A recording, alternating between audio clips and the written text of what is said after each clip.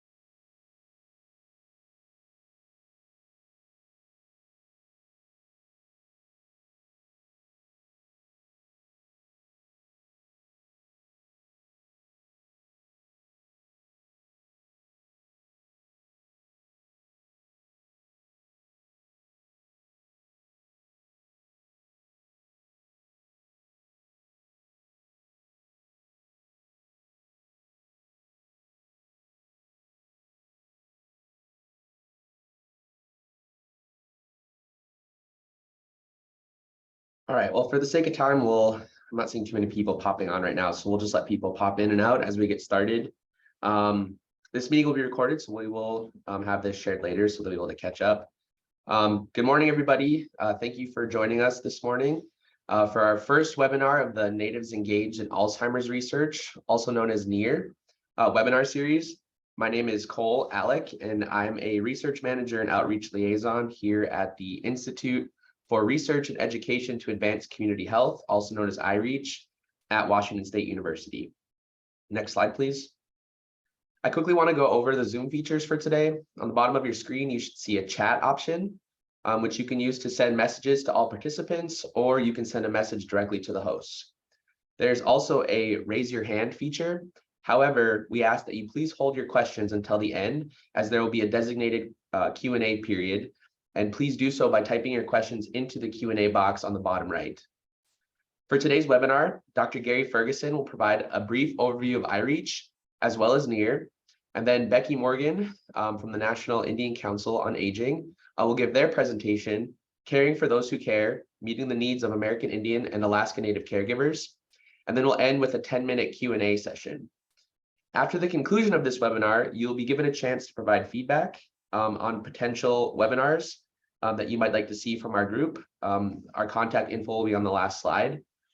Additionally, a recording of the webinar will also be available, and we will send that link out to the folks that have registered. And now I'd like to welcome Dr. Gary Ferguson, our Director of Outreach and Engagement here at iReach. Good morning. I'm Dr. Gary Ferguson. As Cole shared, I help oversee the outreach and engagement within our Washington State University iReach initiatives. And originally from Alaska, I'm Winunga from the Aleutian region and serve as a research associate professor here at Washington State University. So I'm going to share a little bit about iReach. iReach at Washington State University challenges the status quo and advances community health through partnerships and collaboration. We conduct research with rural, Native, and Latinx populations, health networks, and populations with substance use disorders. Our iReach faculty belong to various colleges at Washington State University, and we partner with external collaborators at universities across the country. Next slide. iReach houses 3 primary research programs, including Native Health, which is formerly known as Partnerships for Native Health, Northwest Health Education and Research Outcomes Network, otherwise known as Northwest HERON, which aims to improve the quality of clinical care and ameliorate health disparities in communities across Washington and the surrounding areas. And Latinx Health is advancing Latinx health through the formation of community partnerships and focused academic research. Next slide, please. The work we do with Native communities is focused on conducting community-based research and education to improve the lives and health of our Alaska Native, American Indian, Native Hawaiians, and Pacific Islander populations. And really, we focus on reducing those health disparities and promoting health equity. We do this by working with both community and academic partners in community settings.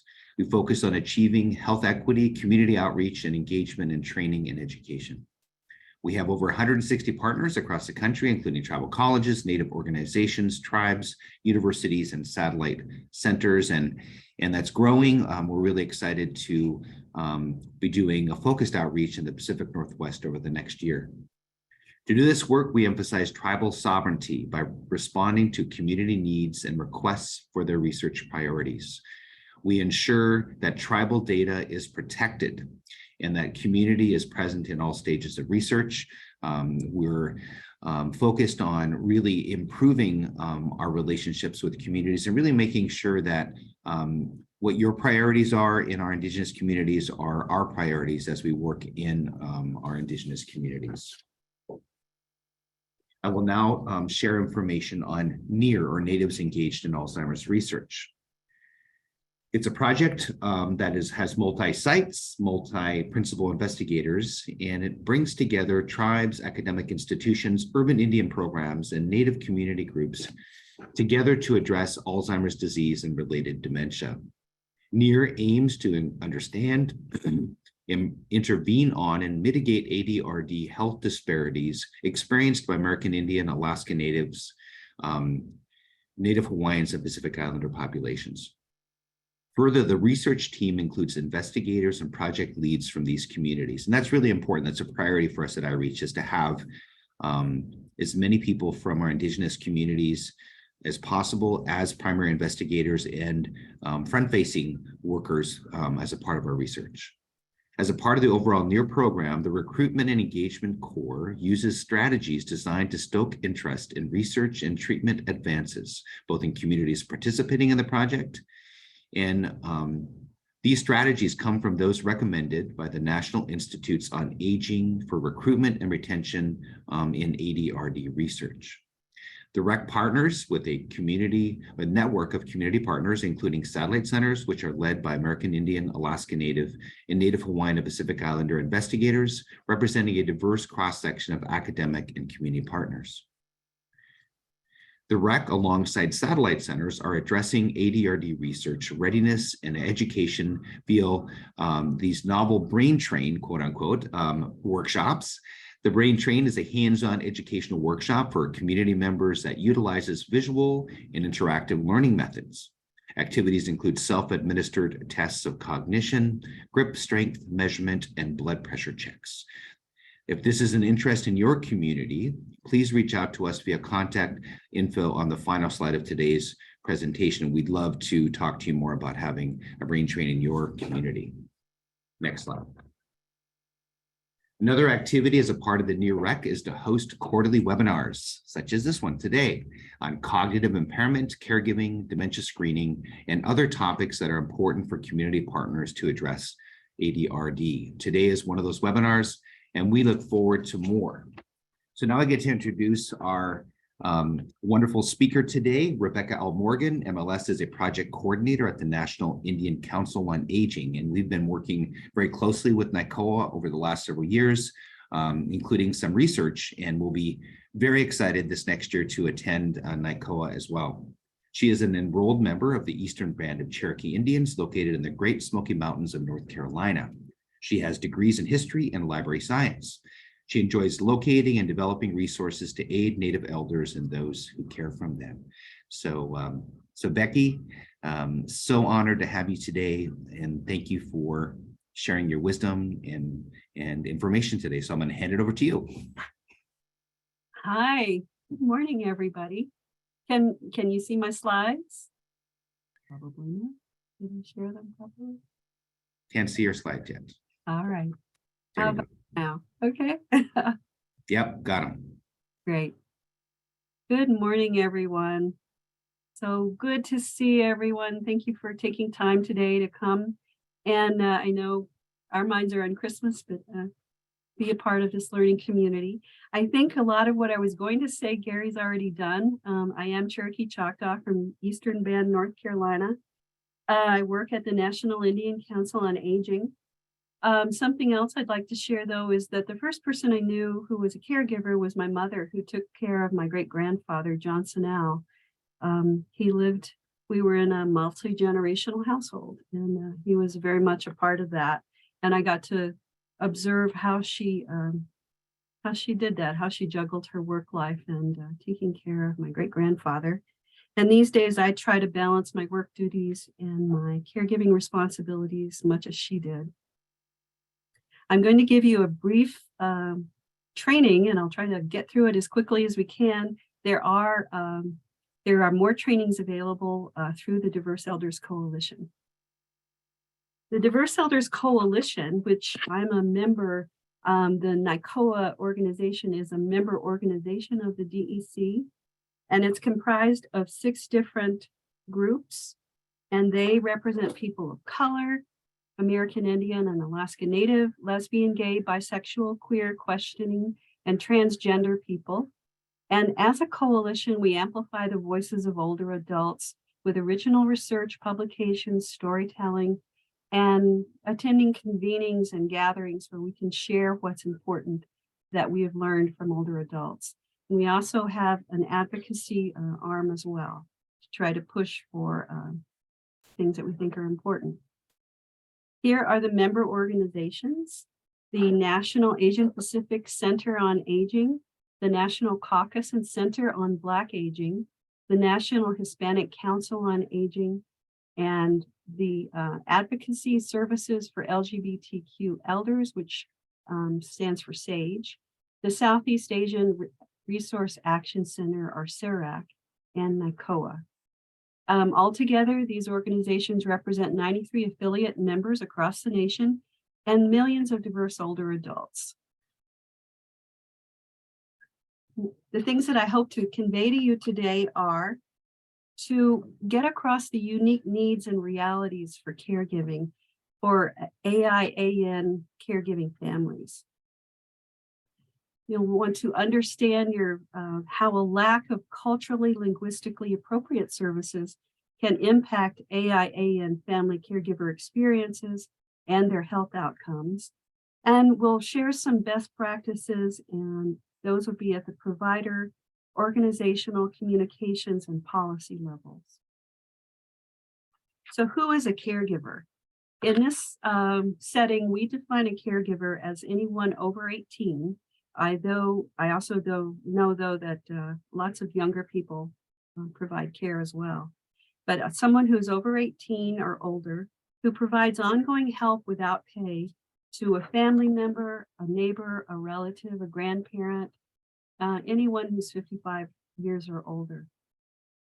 We want to get across the idea that language is very important and that we need to expand our definition of what a family can mean. Sometimes with LGBTQ people, they become estranged from their biological family and create families of choice instead. So in order to be inclusive, we broaden that definition greatly.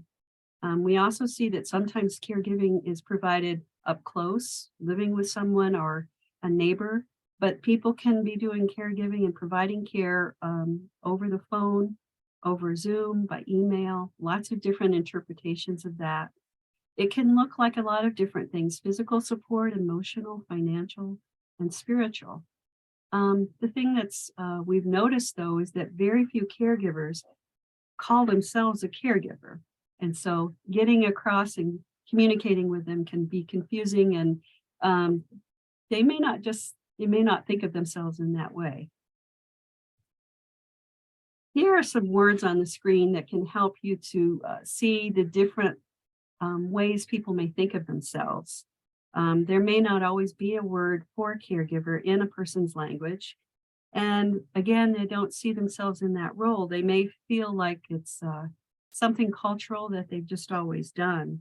And so in order to, if you work at an organization that provides outreach and services to caregivers, you may want to change the language and the terminology that you use. Instead of just saying, "Are you a caregiver?" maybe something like, "Do you help?" So that you can reach people that may not see themselves in that word.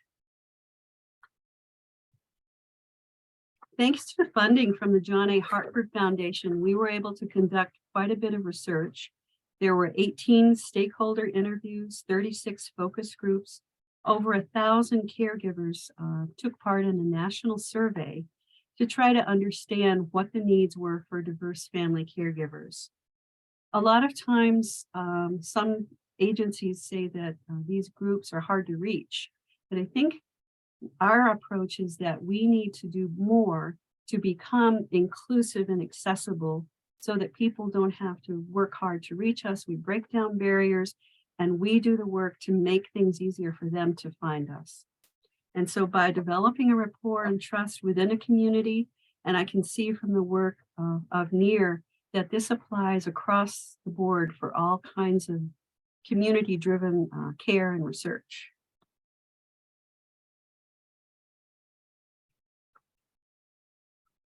Cultural tasks. Sometimes when you think, well, what is different about a diverse caregiver? What sets them apart? Well, they may be doing cultural tasks that involve translating what a doctor is telling a patient. It may involve helping them understand medical information in languages that are other than English. And for some of the diverse groups, they may be navigating the immigration system and dealing with the anxieties that come with that. The thing that happens though is a person can be challenging, their life can be challenging in terms of balancing all the caregiving they're doing along with these additional tasks, and that leads to poor health outcomes for the caregiver. It can lead to isolation, physical and emotional health strain, and strain in their relationships and in their work. So if you're providing services for caregivers and people that they care for, think about ways that you can help to alleviate some of that by providing culturally competent medical interpreters, and that your forms are translated into the different languages of groups in your area so that they don't have to do that work. And they can give that time back to them in terms of leaving them time to take care of other things. And now let's focus on particularly American Indian and Alaska Native caregivers. These are some terms that may come up, and I don't know if this group is already well familiar, but the terms that we use at NICOA are American Indian and Alaska Native. There are other terms, but we like to stick with this because we feel like it's not necessarily a racial classification, but a political one, and it seems important to hold on to that terminology. The Indian Health Service is the operating division within the Health and Human Services Department that provides direct medical care. Community health representatives provide health care. They usually come from the community in which they serve. Here's a map that shows where Indian populations are located. And we will be rushing through all this information. I know that there's a lot here. We'll go over it very quickly, but I do encourage you to look for other sources. Cole Alec has actually done a wonderful webinar on this very subject about working with tribes. In the United States, there are 574 federally recognized American Indian and Alaska Native tribes, and they all have unique language, culture, and governance. There are also state recognized tribes as well, and they may be seeking federal recognition. People may identify as a Native tribe, but may not be part of, maybe not be a member of a tribe. And when you're in a federally recognized tribe, you have a government to government relationship with the US government, and that can be advantageous. So that's why people seek federal recognition and spend years trying to do so. Many tribes lost their federal recognition as a result of governmental policies that sought to assimilate and basically reduce American Indian populations, disbanding communities, and some tribes are still recovering from that. If you want to learn more about tribes, that's a great idea, and there are lots of resources out there available to you.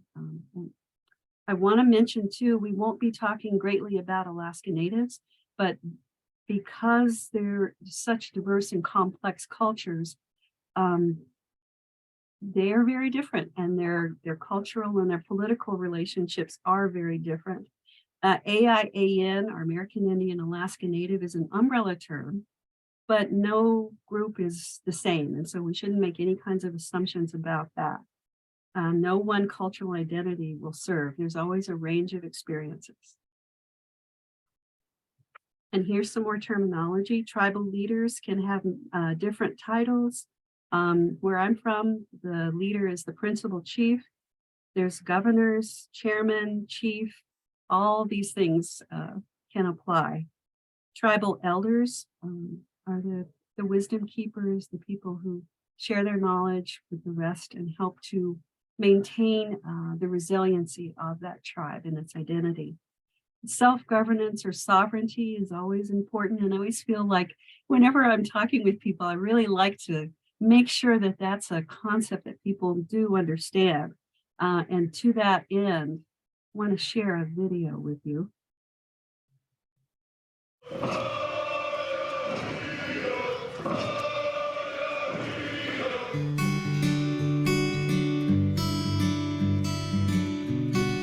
Aslachel Siak, Tisha, Tisiaya Chalap, Tib Stopes, Titstat, David Bean, Titstat, Spoil Pubschat. Thousands of years ago, what people know today as North America, natives referred to that as Charter Island, and you would see us living in all directions.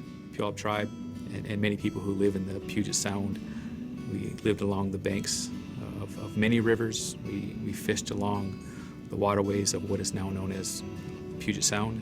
We call it the Salish Sea.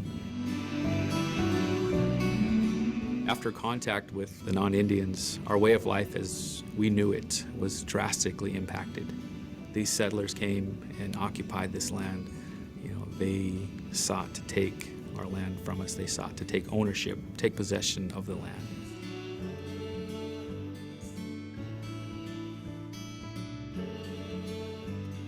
When our ancestors signed those treaties, they believed that they were taking care of not only their community, but generations to come. We signed them as nations. And what many folks don't know is that tribes are sovereign nations with sovereign authority.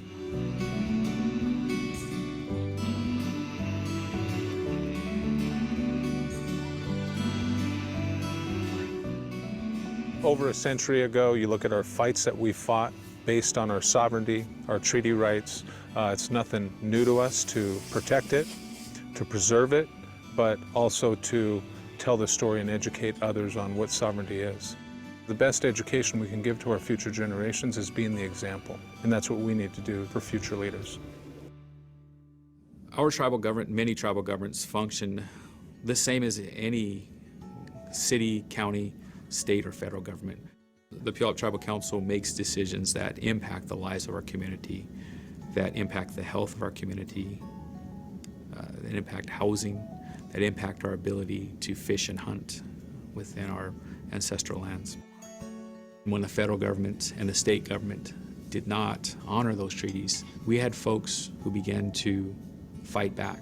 We had folks from all directions come and support the Washington tribes.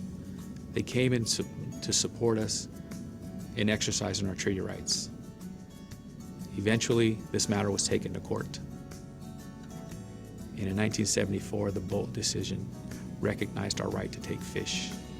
It was also the beginning of a court mandate to the federal government to honor their treaty obligations. Our leaders at the time recognized that we were sovereign nations. They recognized that we did not have a tax base. They recognized that we can make and pass laws that govern economic activities. They recognized that they can engage in gaming.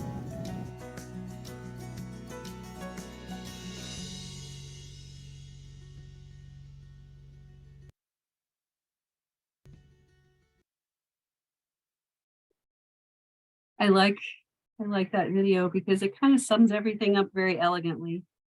Okay. Family is an important part of caregiving, and many households, as I told you about my own, are multi-generational, and taking care of the family is a part of traditional values. Back in 2021, we had a conference in Reno, Nevada, and our wonderful partners and colleagues, the International Association for Indigenous Aging, or IA², was doing a workshop, a multi-day workshop on Alzheimer's And they did a survey about what makes it hard to access available resources. And you can see here, the results are that the first one, 40%, no formal diagnosis of dementia or Alzheimer's, or the information doesn't apply.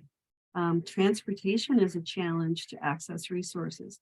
The doctors may not know or have the skill to diagnose or manage it. A lack of internet access, and still in this day, is a problem. People may view Alzheimer's and dementia negatively. So all these things were from the people there who were caregiving not only for someone, but someone that had that living with Alzheimer's or dementia, which made it even more difficult for them, more complex. All right, just very quickly, due to a history of colonization is an action or a process of settling among and establishing control over the indigenous people of an area. Native communities were thriving before contact, and when contact was made, new diseases and growing population and invasion occurred and led to lots of negative outcomes for Native peoples. I would encourage you, as I mentioned, to look for other resources to learn more about that, because it's a lot to take in and we can't cover it in depth right now. The main point, though, to make is that this history has led to a distrust of the majority culture, government, and formal services. So even if there is something available, people may not take it up because it is something that they are not able to trust. Boarding schools were a part of this in the 19th century. Children were forbidden from speaking their languages. They were removed from their families, caused lots of disruption. There was forced sterilization of American Indian women as recently as 1970. There's always been underfunding of the healthcare needs of Indians and Alaska Natives through the Indian Health Service, and Congress has never allocated enough money to meet the needs. Life expectancy of Natives in some states is 20 years shorter than the national average. And here is a quote from one of the people that we talked to here in Albuquerque about people. As you can see, forced sterilization and trauma lives on because then people don't want to go to the hospital to get care. A lot of people were telling us that they didn't go to the hospital and would wait longer, and then that would lead to poorer outcomes as a result. And here is another video about Laverne Waikeo.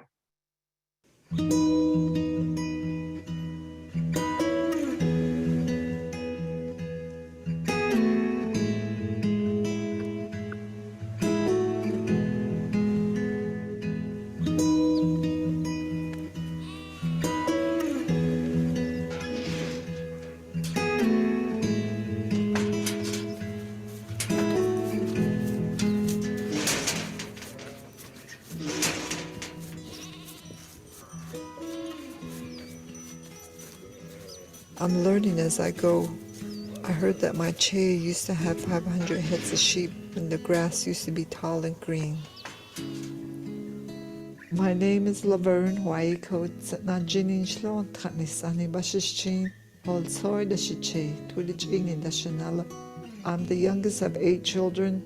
My parents were Paul and Jeanette Thomas. My grandparents were Jack and Nidibat Charo. I was born in Rehoboth and grew up in Tuhachi, New Mexico, and an area called East Flats, but in Navajo we call it Bisnesiu. I was raised in a hogan with dirt floor, no running water, and no electricity. I went to boarding school in Tuhachi, then transferred to another one in St. Michael's, Arizona. I used to be shy and grew up taking care of myself. After I graduated from high school in 1972, I went to Bacone College in Muskogee, Oklahoma. I raised 2 boys and 1 girl as a single mother. In 1974, I started working for the Navajo Nation.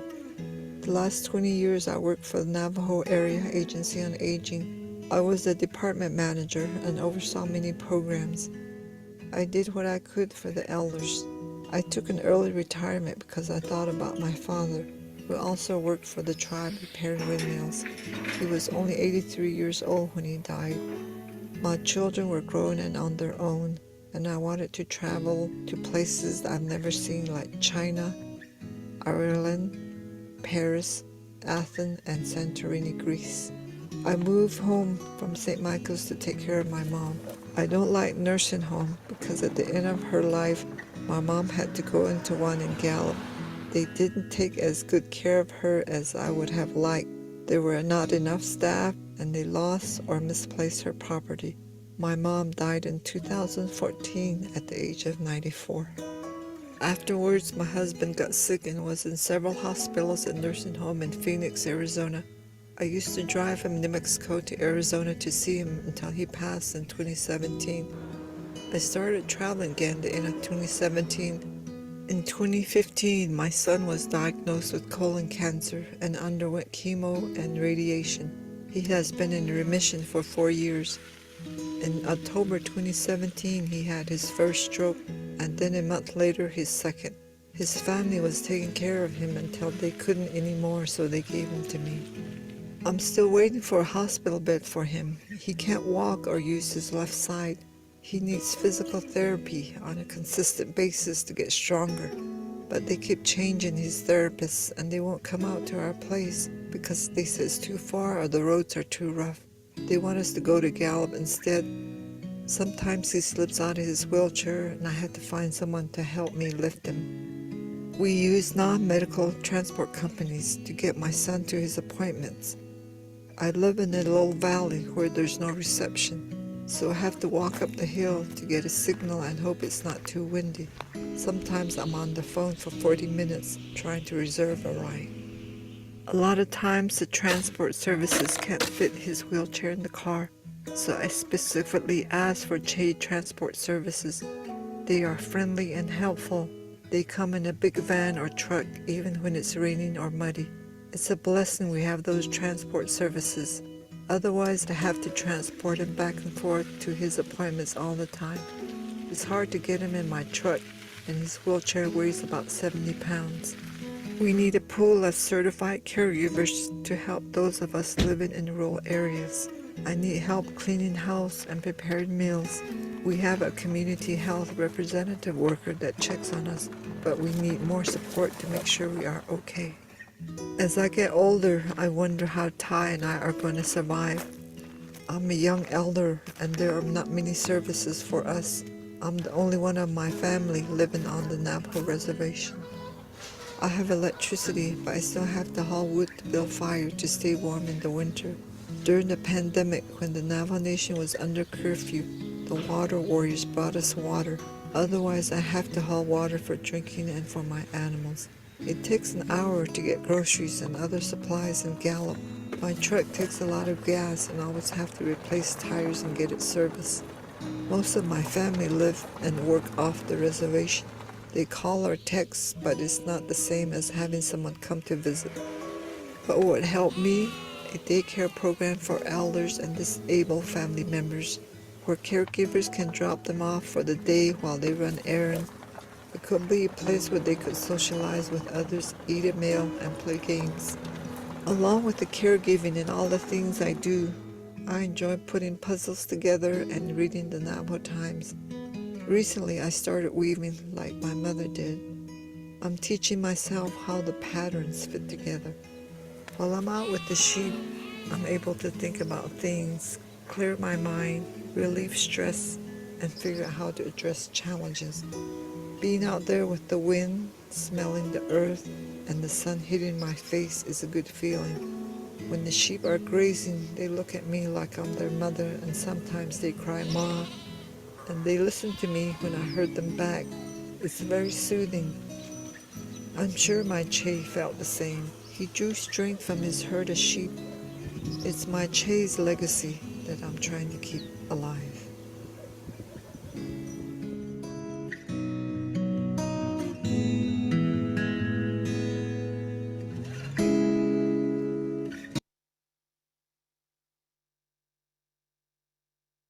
I don't think there's anything else I could say to add to what a wonderful picture of a caregiver, an elder who's also caring for her son. This video was made by our colleagues in DigiDreams, Brenda Manuelito and Carmela Rodriguez. So tells a really clear picture of the challenges faced by people living on the reservation who love where they live, but how hard it is to do transportation. You know, it just summarizes all the things we were talking about, the barriers, and the good things and the bad things. So I really like that video. And here's another quote from a caregiver in Espanola, talking about the fact that people don't make wills or a plan in place. And in the focus group, people talked about how if people don't talk about the fact that they might be incapacitated, it's a challenge for caregivers to know how to honor their wishes. So, and here's some more feedback as well. Doctors need to slow down and let people process what they're asking them. And they don't always listen as carefully as they could because they're working and quickly trying to see lots of people. But it still makes for a hurried visit, and sometimes things get forgotten. Providers need to talk and visit with the elders and get to know them. They can ignore the concerns and pressures that are faced by caregivers because they're so focused on the patient's needs. The caregiver can actually be a really helpful ally in the care of the patient and help them get onto a healthy path. And it's good to seek their participation, but that's not happening as much as we would like. With the survey, here are some of the responses. You can see that over 40% said that they were the only one available to provide care to the person that they're providing care for. And a lot of them shoulder the financial costs, and it's difficult for them. They contribute their money and resources, and that generosity, it's so traditional, it's so beautiful, but it can also lead to financial hardships for caregivers, which some people probably don't feel comfortable talking about, but it is a real problem. And so now let's take a look at some of the suggested best practices. We hope that this information, this very brief overview, will help you to understand what the needs are and help you to start to consider what resources you might need, what barriers, who would you need to talk to try to find out more information. At the provider level, as we gave you just a brief overview, it's important to understand all the history, the culture, all the successes and challenges and background, the roots of that knowledge is going to help you engage in a good way as a provider. Instead of just jumping in with your own ideas, please listen first and let the person be the expert of their own experience and learn from them. Honor their identities, honor their expertise, respect decision-making. If you're in a health clinic or in some other healthcare setting, uphold their autonomy and dignity, ensure they're in control of the appointment and what happens next. Honor their culture by getting training like what you're receiving today in a very brief manner. And if they want to consult with the rest of their family, please let them do so. Give them that freedom or honor that. Learn about their foods and their culture so that you're not recommending a nutrition or diet that isn't practiced by them. If they have a concern, ask them, how can you support them? At an organizational level, get to know the tribes in your service area. And there's lots of ways to do that. Look to see if the Administration on Aging Title VI program has funding that can provide support for caregivers. Build relationships with the tribal communities in your area and get to know the tribal leaders, the healthcare representatives. Make that personal connection, and so that would be your entree into that tribe. Again, don't try to come in and change everything or take over. Collaborate and listen and work with them in a good way, and find ways that maybe you can help them bring more money into the community. In terms of communication best practices, going back to the meeting in Reno, the IA Squared group asked that same bunch of caregivers, what is it, how do they like to receive their information? And they wanted a place where they could ask questions confidentially. They wanted large, easy to read lettering that was written in plain language, and that the resources are shared with their community. And it also helps to honor their culture with pictures and images and symbols that represent their culture. I also wanted to mention the importance of the policy changes that can lead to system change and have the potential to improve many people's lives as a result. The DEC, in partnership with the National Alliance for Caregiving, created a report 1 year ago, and the report highlights the concerns for caregivers' mental health, social isolation, and financial strain. There's also protective factors, however, and they bring out the ways that all diverse communities exercise resilience in the face of all the challenges, particularly the pandemic most recently. The RAISE Family Caregiving Advisory Council took the findings from the DEC and the National Alliance on Caregiving, and they provided recommendations in 5 priority areas. First of all, increasing awareness of family caregiving, integrating the caregiver into the processes and systems from which they've been excluded, like the healthcare providing, increase access to services and supports, have more flexibility for financial and workplace protections, so flexing your time if you need to pick someone up, and then more research and data collection. I wanted to tell you just briefly, the National Indian Council on Aging was founded in 1976 by Wendell Chino and a bunch of the tribal leaders who called for an organization to honor the forgotten American, which was American Indian elders and Alaska Natives. We're having a conference, it's coming up in September of 2023, and we hope you're able to join us there.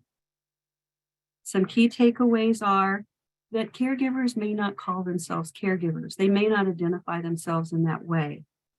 There's a strong cultural commitment to caring and doing what's expected of them, but be aware that there can be positive and negative effects on their health, their relationships, and their social economic experiences. People care for a variety of people. It may be a spouse, a partner, grandparents, aunties, uncles, neighbors. They may live near, or they may be providing care from far away. They can provide physical assistance with activities of daily living, financial support, arranging healthcare, social services, and more. Diverse family caregivers perform cultural tasks that may be difficult, and so helping them to do those tasks more easily will reduce their strain and lessen their challenges. Understanding, respecting, and reflecting these identities and cultures of the family caregivers in your practices and programs can have a positive, lasting impact on both their health, physical, mental, and emotional, as well as the health of the person they're providing care for. And we hope this brief overview will give you some suggestions for concrete, practical steps you can take to implement in your organization or your personal life that will help you get closer to meeting the needs of diverse family caregivers. The Diverse Elders Coalition provides lots of trainings, and so please visit this website if you'd like to know more. All right, I want to thank you, and I appreciate your time, and I'm going to send it back to Cole. Well, thanks, Becky. I think I told you I was really looking forward to this webinar because I haven't seen anything on caregiving quite yet. But just a reminder to put your questions in the Q&A chat box. We'll keep an eye out on that, but if not, I will just start asking some of my own questions because I haven't seen any come through. Maybe ask Gary to jump in as well for a quick dialogue, but just really enjoyed the presentation. I think it's pretty evident that caregivers are often kind of excluded from this conversation, not intentionally, but I think it's just something that we miss because we're so focused right now on just figuring out the impact of Alzheimer's disease on elders specifically. But when we look at the systems, caregivers play a clear role. I'm just thinking about the work of the NEAR project, one of our research projects, INTACT, which is Indians Transforming Alzheimer's Care Treatment. is looking to adapt a primary care provider training program to help identify and diagnose and build some trust and comfort around the process of diagnosing Alzheimer's disease and related dementia in clinics serving American Indian and Alaska Native patients. So I'm just curious, Becky, like I'm trying to figure out where we include caregivers in the research process. I know there was some work that was done with IA squared, but as we think about how our elders will move through the systems and it just seems obvious that we include caregivers in some way. But I'm just curious what your initial thoughts are as far as the research and data standpoint is concerned. Well, first of all, I think you guys have the best acronyms. Very good. I think the approach that we used with the John A. Hartford Foundation of focus groups and surveys and listening to people, if these groups are, if you're targeting one pilot tribe to do a pilot program, I think you definitely need to have them at the table in a good way. The problem that I've noticed with caregivers is they're so busy. It's very hard, and so it may take some flexibility. They may not be able to sit around and have pizza at a focus group and sit there with you for an hour and a half. But if people get to know people and are able to maybe as they're driving on some long drive from Albuquerque to Gallup, there's ways to kind of accommodate and listen and hear what their needs are so that you don't leave them out, because they are partners in the care of the person who's suffering with Alzheimer's and dementia. That's a good answer. And I'm curious, Gary, since you're from Alaska, is there, and I know you have personal experience too, being a caregiver, just things you might add, some reflections, that story, that video that you shared. I'm glad you did. It was really powerful because it really reflects a lot of experiences, that even I remember as a kid, just with the way it was like to go travel and how many times you go with someone, it's not always just you going to the appointment. And, even sometimes just advocating for my own mom in appointments with her, even though you're a high school student or something. But curious about you, Gary.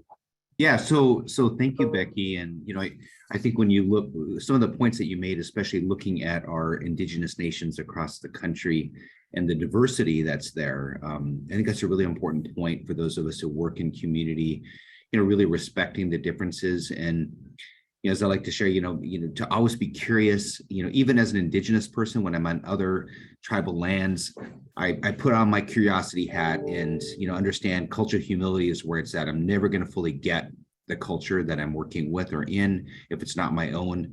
And so as it was a really important point, and especially as it relates to Alaska Native populations, I always like to share, it's like we have almost half of the federally recognized tribes in the nation in Alaska. And so it's a very large state with very diverse populations. And of course, when it comes to elders, which I think this point also was really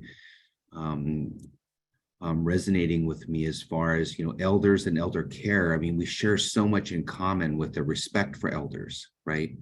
And the importance of having our elders be a priority for us. And as families, taking care of our elders is what we hope to do. And I think that's the hard part in making the decision to go to an assisted living or other kind of group home. Can you speak a little bit to maybe some resources or ways for families to navigate that, especially ones that might be coming from a cultural perspective? Because I know that like I know in my own family, it's like we're very strongly of the belief that's like we're going to try to care for our elders as long as we can. And I think sometimes it can be dangerous, especially if we don't have the resources or the ability to protect our elder at the same time. Sometimes elders are at risk for falls or other challenges if they don't get the kind of support that they need. So I feel like sometimes it's a very difficult navigation when it comes to taking care of our elders at home versus bringing them to a group home or a facility. So can you speak a little bit to that and maybe any resources that might help those of us who are navigating that with our family and elders? Yeah, I remember going to the IHS hospital and being little kids playing tag outside, waiting for hours. You don't know what's going on. You're just trying to stay there. And you know, my great grandfather passed away in that hospital up on Hospital Hill, just a few miles from our home. And I didn't think about it at the time, but what a privilege to be in a facility close enough so that people can bring you food, that can be with you and care for you. Most facilities, most tribes don't have anything nearby. You know, I think about Isla de Pueblo has a facility, a very fine facility, but there are so few in Indian country. And so making a decision to send someone so far away from their loved ones is it's a challenging family process to go through. And the person may not want that. It's not an easy thing. And so it seems like having someone to work with the family through kinds of the emotional process would be necessary to do it in a good way. And then find a way to, I mean, I don't hold myself as an expert, but I think there needs to be a way to make them, to bring the culture to them in that faraway place if it's not, you know, a few miles away from where they grew up. Because I know elders yearn for that familiarity. I'm hearing wonderful things about people eating food that they grew up with in Alaska, finding a way to take seal oil and prevent the botulism that can be a problem. And technology is doing such wonderful things to bring seal oil, something people crave and really want to have, but how do you feed it to them safely? You know, so I think there's ways that we're finding clever creativity to bring that soulful things that they require to feel whole, you know, within something that has to be, you know, hygienic and safe, no falls, you know. It's a complex question. And so one place they could look is we have another website called the NICOA LTSS Compass. And there's a lot of information there to help not only tribal leaders bring facilities to their tribes and their communities, but for consumers and people trying to make these decisions about that with their families. The questions to ask, the videos kind of helps people understand where their loved one might be on this continuum of care. That was a very long answer. I don't know. No, thank you. Thank you. That was great. And I think Cole's we've got some questions in the chat. Yeah, no, I think it's a good transition actually to this question. Well, I'll ask the first one, just about, is there a link for the survey that was conducted through the John A. Hartford Foundation? And if so, Becky, I can pass that along after the meeting's done. But a second question. Yes, Yeah, I'm sorry. No, all good. But the other question I think, and I think you touched on a little bit, is just, do you have any suggestions for the urban native populations, you know, where there may not be the same sort of community and cultural supports, which I think you're touching on with just how I think that connection piece. We had some elders here in Seattle that I brought down to our brain health event that we did at Daybreak Star. And just, you know, how we all end up being urban natives. Like, I'm an urban native, my community's all the way in North Dakota. And so I crave some of that same connection. And so I'm just curious if you have anything specific to urban populations. Well, Seattle's such a great place to be an Indian. I mean, there's such a love and respect, and you have so many wonderful pioneers back in the 70s who created Daybreak Star, all those wonderful, you know, there's so many places where people got displaced and they just kind of made it, you know, work. Oakland, Chicago. So I think it's a challenge if you don't have an Indian center, you know, or an IHS facility or an urban clinic. I know I met the gal that runs the Detroit health clinic, and they have sweats and kind of wonderful support groups. So there's a lot of wonderful urban Indian clinics available, but not every city has that. Trying to organize that, you know, maybe there's a network with the urban Indian health organizations. Maybe there could be some way to get a conversation started there, if you're not fortunate enough to live in a place like Seattle. And yeah, what you're saying is Seattle is great, but it's a pan-Indian kind of situation. It's not your particular tribe. So I'm a little over my head on that. I'm sorry. Yeah, I think what you're touching on though is just, and there was a follow-up part about just, according to some census reports, I think it's a 70% of people who identify as American Indian Alaska Native are actually living in urban communities. I've seen that with the new census as high as 80%. And so I think that just, you're talking about a lot of the really great urban Indian programs that exist solely because of that forced relocation and assimilation, and the fluidity of us Native people moving to different communities for education, work opportunities, etc. So I think that's really where that work starts, and it's where it's most visible for urban communities. But I think for those of us in the education space here at iReach with NACOA, a lot of that work is just educating people and telling people, demystifying what a Native person looks like, beyond just reservation-based, stereotypical characters that are often portrayed in mass media. And so I think that's, that foundational work is really just educating people that, you've probably met a Native person and just probably didn't look like what you thought, right? So Misidentified, yes. yeah, exactly. So, that's a big part of it. And I think something you said earlier in your presentation that really resonates with that conversation too, is just that not every tribal community is the same. We have similar things, similar health, similar health experiences, similar systems that serve us, but each community is unique. And despite being a tribal member myself, my work out here, I treat myself as a guest, just like any non-Native person would be working in our communities. And I think that's something to just reiterate too, is that being open to different experiences. I think your practical recommendations of looking at what tribes are in your communities, I think are important first steps as you center yourself before you enter the work that we're trying to do. And just as another little plug, we did include our contact info if anyone wants to reach out to us, or reach out to Becky on questions about her presentation. But and I'm so what's the word? Not very digital. There's a report available, and I'll try and look for the link. And this report summarizes what the findings were about the survey. So we don't have the survey itself, but we have a report about that. So I'll look for that and put that in the chat. Yes, and are you willing to share like a PDF of these slides that you presented today, Becky? When we post everything, our resources, are you willing to, is that possible? Well, I would need to consult with Lauren Pongan, who's the director of Diverse Elders Coalition, because we're not, it's not just a NACOA thing, it's sort of like all those 6 groups that are the members. So I would have to check with her first, if that's okay.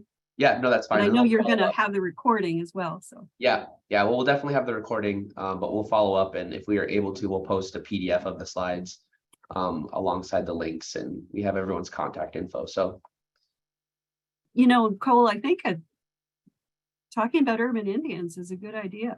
I mean, those numbers are huge.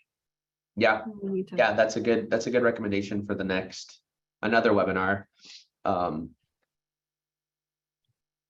Yes, but this has been great. I know we're almost at the noon hour, so we'll just say Chimagwech, thank you very much for speaking with us today, Becky. It's always good to see you. You'll have to tell Larry I said hello, and let him know that I am getting up to some more mischief, and he'll know what that means. Good trouble. Yeah, good trouble. But we appreciate it. Thank you, Gary and Grace and everyone for joining today, and just wishing you all a good rest of your day, and take care. Thanks a lot, Cole. Thank you, Gary. Thank you, Grace. Thank you, everyone.